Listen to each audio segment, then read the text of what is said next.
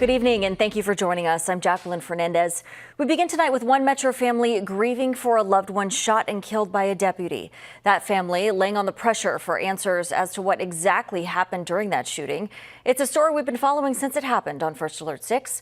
Our Philip Catafamo has the latest from today's rally. We demand justice.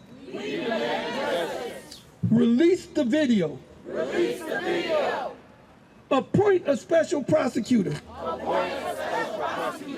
A message from those seeking answers. The family of 19-year-old Janidi Ibrahim were joined outside the Douglas County Courthouse. A protest was held as the family and community wait to learn more about what happened to Janidi. Why are they picking up things on the media?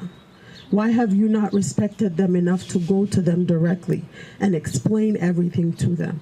As a community, we stand here and we demand for justice to be served. Still images shared publicly Tuesday show some of what led up to the shooting of 19-year-old Ibrahim. Janidi was shot by DCSO Sergeant Jesse Ronk May 22nd. A special operations group was conducting a firearm investigation near 48th and Pratt. The sheriff's office says when a deputy approached an SUV, several people inside and out scattered from the scene, and a gun with a tactical light pointed at law enforcement. Ibrahim eventually returned to the driver's seat where he was hit by gunfire. Janidi's sister-in-law wants the family to see the full video. If this is justifiable, be transparent. Share the information.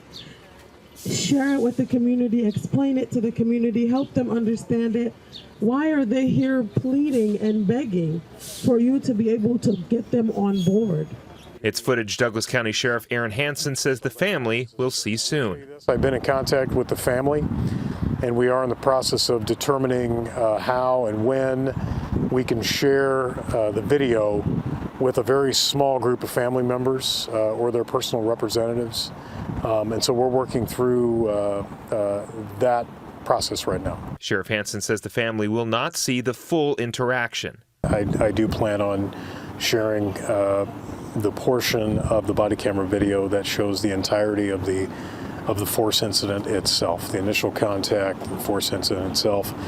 And that's going to be hard enough to watch. The investigation into what happened that night is ongoing. Along with talking to the family, more information could come out soon. Once we get past the county attorney review phase, we do plan on giving a much more comprehensive explanation to the public, probably this week, about what we know and what the evidence in this particular case was. In Omaha, I'm Philip Catafamo, First Alert 6.